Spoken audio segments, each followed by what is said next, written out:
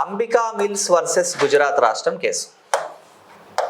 Ambika mills versus Gujarat రాష్ట్రం కేసు. ఈ కేసులో ఏం చెప్పింది సుప్రీంకోర్టు అంటే, గ్రహణ సిద్ధాంతం బిఫోర్ 1950 ఉన్నటువంటి చట్టాలకు వర్తిస్తుంది, ప్లస్ ఆఫ్టర్ 1950 భారత పార్లమెంటు చేసిన అన్ని చట్టాలకు కూడా వర్తిస్తుందని చెప్పారు.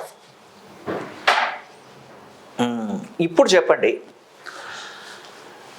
1974లో Ambika mills versus Gujarat state కేసులో సుప్రీంకోర్టు గ్రహణ సిద్ధాంతం అనేది ఆఫ్టర్ 1950 చేసిన చట్టాలకు కూడా వర్తిస్తుందని చెప్పడం వల్ల, ఈ జడ్జిమెంట్ వల్ల ఫస్ట్ కాన్స్టిట్యూషనల్ అమెండ్మెంట్ రిలేటెడ్గా ఉన్నటువంటి చట్టాలని జనాలు క్వశ్చన్ చేయరా? చేసే ఛాన్స్ లేదంటారా? ఇప్పుడైనా చేసే ఛాన్స్ ఉంది కదా. ఉన్నప్పుడు ఆ పాయింట్ ఏదో 59లోనే చెప్పొచ్చు కదా సుప్రీంకోర్టు. అప్పుడు చెప్పకుండా మళ్ళీ 74 వరకు ఎందుకు వెయిట్ చేశారు? అవునా కదా? ఎందుకు వెయిట్ చేశారంటే క్వశ్చన్ చేస్తారు.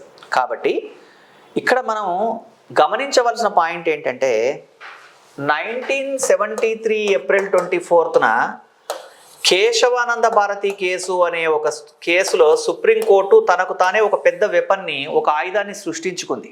అదేంటి? బేసిక్ స్ట్రక్చర్, మౌలిక స్వరూపం. ఇప్పుడు ఎవడైనా సరే ఆస్తికి సంబంధించిన విషయాన్ని నిలిపివేయండి అని కోర్టుకు వచ్చాడు అనుకోండి, అప్పుడు ఏమంటారంటే, ఈ 74లో కదా జడ్జిమెంట్, ఆల్రెడీ 73లో మౌలిక స్వరూప సిద్ధాంతం అనేది ఒకటి కనుక్కున్నారు కదా వీళ్ళు. కాబట్టి ఏమంటారంటే, సార్ నువ్వు కోర్టుకు వచ్చావు కానీ ఇలా రావడమే మౌలిక స్వరూపానికి వ్యతిరేకం, పో అని పంపించేస్తారు వాడిని.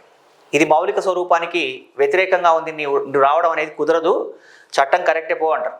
అంటే ఒకవేళ గినక 1973లో కేశవానంద భారతి కేసులో మౌలిక స్వరూప సిద్ధాంతాన్ని, బేసిక్ స్ట్రక్చర్ థియరీని సుప్రీంకోర్టు ప్రపోజ్ చేసి ఉండకపోతే, అంబికా మిల్స్ వర్సెస్ గుజరాత్ రాష్ట్రం కేసులో ఎక్లిప్స్ అనేది 1950 తర్వాత చేసిన చట్టాలకు కూడా వర్తిస్తుందని సుప్రీంకోర్టు చెప్పి ఉండేదా?